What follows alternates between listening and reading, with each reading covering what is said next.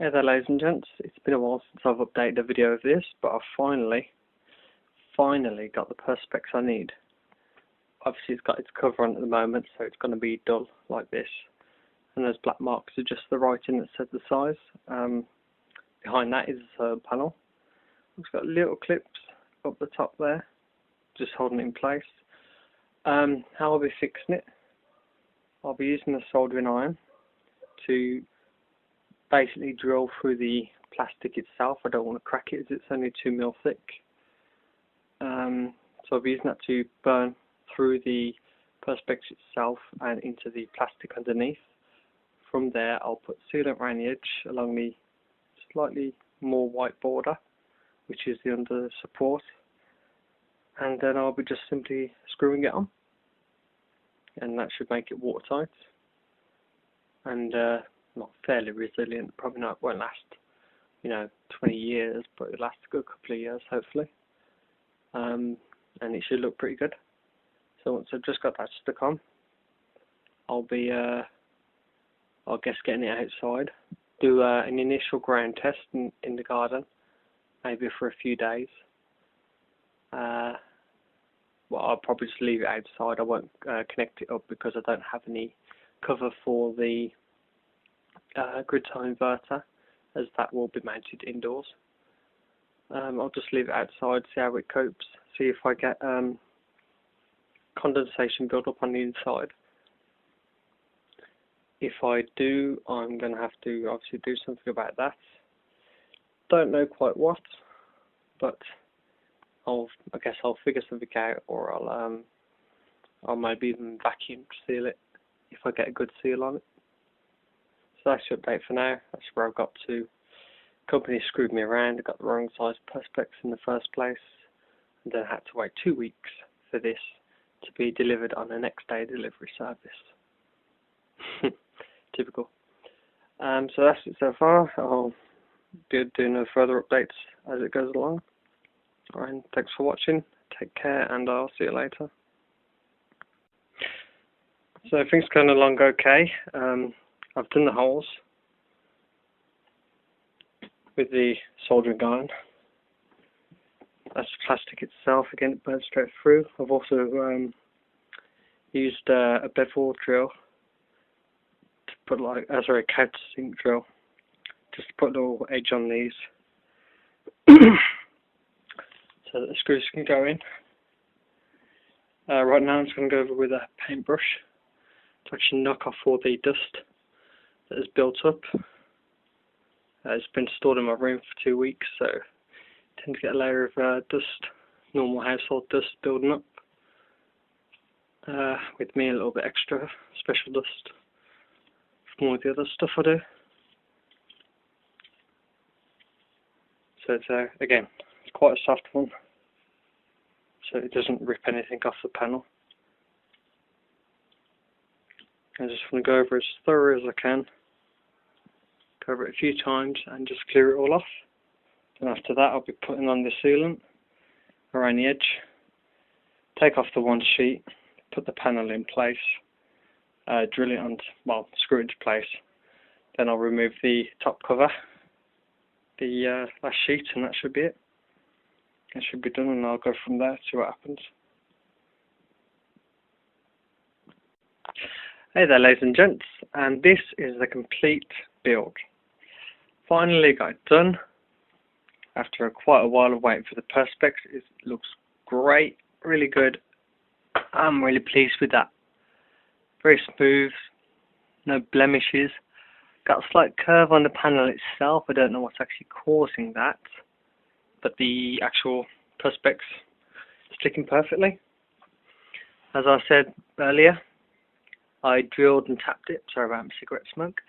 Here, I use a soldering iron to first burn through the perspex and the under support, and then I just countersunk it and screwed it straight on. It's going through the wood in the back like this one here. It's going straight into the actual body of the back support. As you can see, I've got some sealant, got a few bubbles here and there, but oh well. I've also given it an additional seal, as I got this slightly bigger than what I need to, that I can actually run a beading along the edge and seal all of that all the way around, no problem. I've also put this so it's again lower, so that all the rain can run down and drip off the edge of the plastic and not build up, running down the wood, which is again is covered in sealant and weatherproof paint.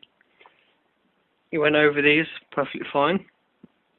Slightly worried as the height of them was a bit of an issue. It's got slight contact there, but even then it's still got a nice seal around the edges. Perfectly fine. These two have a screw in the corner because the perspex actually had a crack in it when I received it, which I'm not going to fuck around no more with that company. It's an absolute waste of time. Liv, L-I-V, perspex. Don't use the company. Absolute pain in the arse company.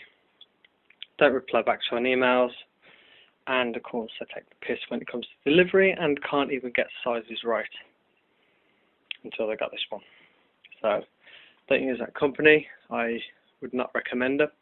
But I've got it complete now, and again I'm pretty proud of it. It's my first solar panel.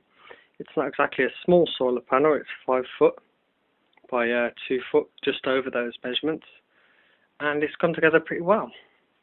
Everything works. It's always been working in my bedroom whilst I've been waiting for this. I've actually been able to feed power to my house behind this, and even days like this, this would probably work outside. But right now I'm just waiting for all the sealant to dry up and seal. Then I'll be putting it in the back garden, not connecting it. Just put it in the back garden on the ground for a while to see how it copes, see if anything pops up, and then connect it in, wire it in through the cable in through the window, and connect it to the house. So this has been my solar project. It's been quite a learning curve, because I'm used to soldering like small wires and such, but this is a lot of soldering involved. There is a technique to doing it. You have to have, again, patience and a little bit of cash behind you. It's not overly expensive, and it's a damn sight cheaper than actually buying complete solar panels. This one is easily half, maybe even less than half, but not quarter, the cost of an actual panel this size, even with all the stuff that I bought for it, even with the mistake of the perspex being ordered twice because the first one wasn't right. It's still below the cost easily of actually buying a panel this size for this wattage. That I've looked around, used eBay, looked at the prices, looked at watts, then for what output I can get on this, and it's way cheaper. So it's been a good project.